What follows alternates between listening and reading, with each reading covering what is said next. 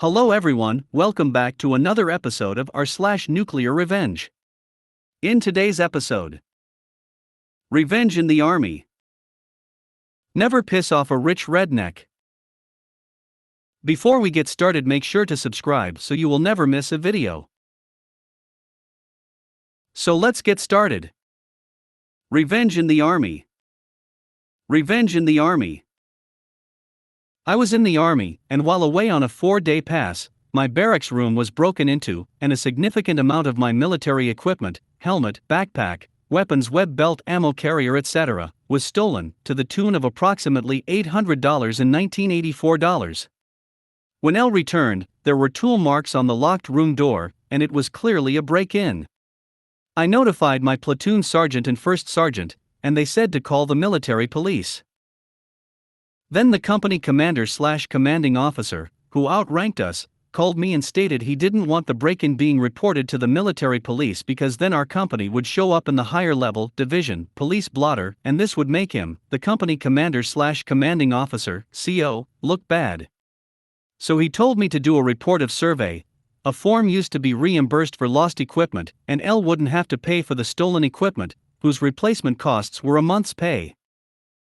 Well, L submitted the paperwork, and without the police report, my request to be reimbursed was denied, and I was told L would have to pay for all the stolen equipment. I was shocked because it was a lot of money and I was just about to leave the army to go back to college. I needed that money to survive. The CO told me that was a tough break and there was nothing he could do to help me, even though it was his orders I had followed. Well, turns out, just a week before we found out that division would not replace my stolen equipment, I had led our company through a nuclear, biological and chemical weapons evaluation exercise that was my specialty in the army, and the spineless CO sat out the exercise and just observed. This placed me in a leadership position to do his job, while a captain from our division HQ graded our actions. I was a junior sergeant who had to maneuver, lead and direct the whole company of 120 men, including senior lieutenants, to a staging area 5 miles away, through the security procedures to secure the decontamination site, and then lead the cleaning of our men, tanks and equipment from the simulated chemical attack. I had never maneuvered an armored company before, but L did it, and the other sergeants and lieutenants in the unit were shocked that the CO hadn't helped me during the exercise. The process went well, and at the end, a captain from division, who was evaluating us, congratulated me on doing a good job. In front of the company, this captain then explained our next steps we would do. He made a mistake and told the troops wrong information, that in combat would get them killed. I was leaving the army, but L cared enough about my fellow soldiers to want them to be combat proficient. So politely and respectfully L corrected what the captain had said, but he clearly resented me making him look silly. I guess he was embarrassed a lower-ranking soldier corrected him, and that made him noticeably embarrassed.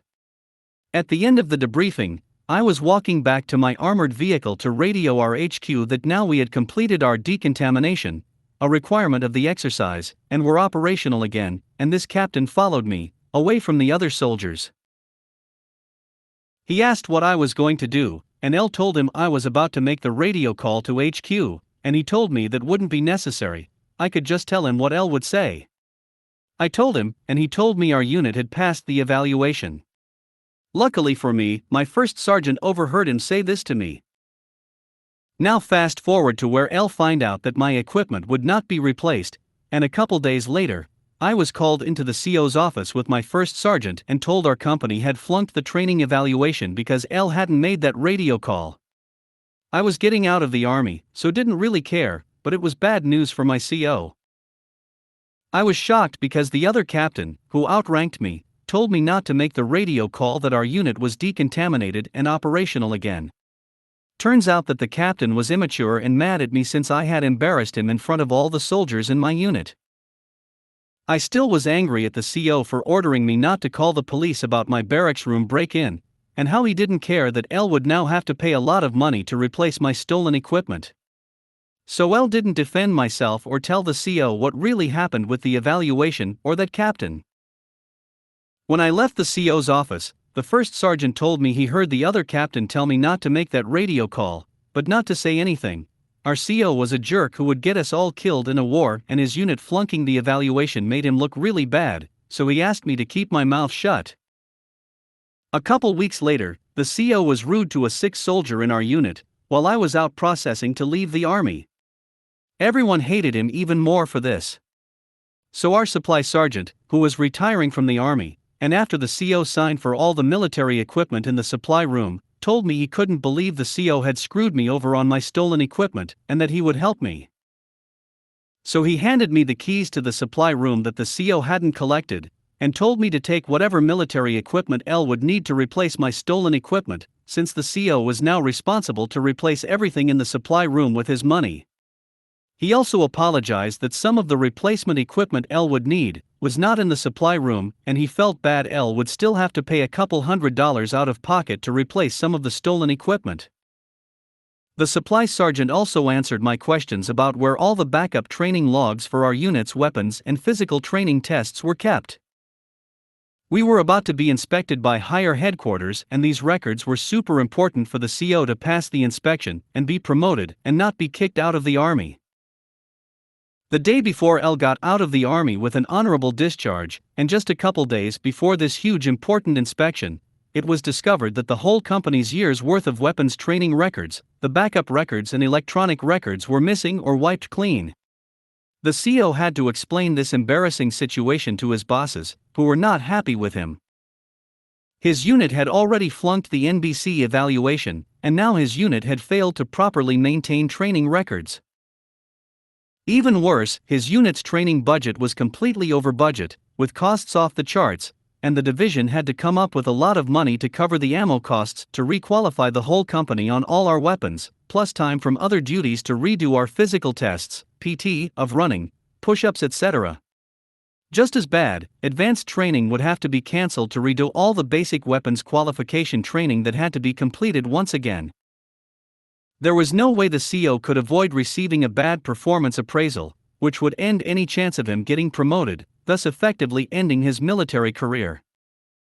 Meanwhile, my fellow soldiers loved it because they liked to shoot machine guns, throw grenades, shoot cannons etc. My last day in the army, at morning formation, as everyone was getting ready to do the makeup PT test, and later all day doing makeup weapon qualifications for several more days, my awesome first sergeant told me that the disappearing records was the best ETS, end term of service, prank he had ever seen. I of course replied that L didn't know what he was talking about. He laughed, winked at me and told me I was a good soldier, and that he would miss me. He then shook my hand and wished me well. Never piss off a rich redneck. This is a story about my grandparents' friend. I was a young teen, but given the outcome, this story has stuck with me. I've sat on this story for a while, but it's so satisfying to see a gaggle of Karens taken down a notch that I figured I'd share. For the sake of this story, we will call my grandparents' friend William. Now, my grandparents knew William from way back. My grandmother knew him from school, and my grandfather met him after marrying my grandmother. Anyways, in the 60s, Grandma was a manager at the July 11th. William led a crew that went there every day. It was the only gas station in a 30-minute radius, so everyone knew everyone in that sleepy coastal town kind of way. Now, one day William was doing a job down on the waterfront and slipped, fell, and broke his back.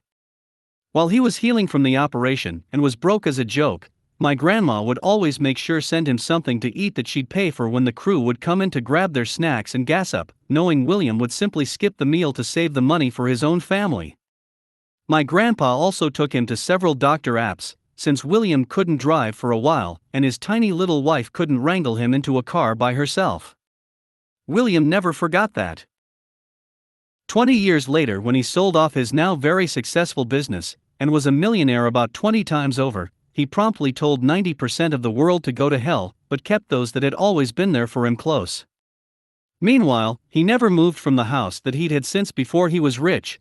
His only concessions to his wealth were trips with his wife to see the world and buying up quite a few acres of the forested land around him. If you weren't his friend, you'd take him for every other blue-collar worker in the town. There was absolutely nothing obvious to show that he was worth tens of millions of dollars. After his wife died in the 90s, William decided to take up a new hobby. As he lived outside of the city limits, he set up a sawmill and woodworking shop, got all the proper permits and everything. The saws were in a big old enclosed building in the middle of all that land, so in all honesty, so no harm no foul, right? Wrong. The family that owned the forest behind William's land had just sold it to developers. Thus, the new luxury gated neighborhood, the first in the area, was born. Enter a plethora of Chads and Karens who were mostly from up north, and had moved down south to take advantage of the better weather and the nearby beach. It didn't take long before they decided to take offense to his little business venture on the other side of the 10-foot-tall wall of their neighborhood because it didn't fit with the image of their community. You know, the community he was decidedly not a part of. So, they sued him. Didn't even try to start a dialogue with him, just up and sued him. William was livid. He was your typical coastal redneck, and he would be D*MNED if those D*MN Yankees told him what to do on his own property that was not within city limits nor located in an HOA. William countered with professional noise studies that showed that some of the kids in that neighborhood drove vehicles that made more ambient noise than his little operation. Nope, the people in the neighborhood simply threw more money at the lawyers to continue on with the lawsuit. Essentially, their plan was to bleed him dry. Their lawyers, who were not locals, actually told William's lawyer that he should probably advise his client to close the shop so that he wouldn't end up bankrupt due to the resources being thrown at him from the homeowners. Due to the relatively modest surroundings of his home, the neighbors nor their lawyers had any idea the man was actually richer than just about all of them put together. All they saw was an older dude who drove a beat-up 80s model truck and wore Dickies jeans and work shirts that lived in what appeared to be a relatively modest home, especially compared to their McMansions. When William's lawyer told him about that conversation, William lost his F***king mind. I clearly remember his screeching into my parents' driveway in that old work truck, cussing up a storm and ranting and raving before he even got in the house. He came to our house. Why? Because my grandmother, bless her heart, was known as one of the most giving people in the world, unless you pissed her off. If you hurt her or someone she cared for, she became one of the most vindictive holes that could be found in that town. I am not kidding when I say that her ability for revenge served cold was legendary amongst the locals. So William had come to the house for a dose of her deviousness. Us kids weren't allowed inside during that conversation, but after he left that day, I later heard the adults talking about how he proceeded to hire quite a few private investigators to see if there would be any dirt to dig up on them. By them, I mean the dozens of people in that neighborhood that were a part of that lawsuit. Lo and behold, there was apparently copious amounts of dirt to be had. I still remember him positively crowing about it to my grandparents one fine summer day months later. That 60-something-year-old man was as gleeful as the proverbial kid on Christmas morning. Why? Because after he learned what his little private army dug up, he started making some phone calls to various acquaintances in high places. The ensuing fallout meant that the lawsuit was dropped.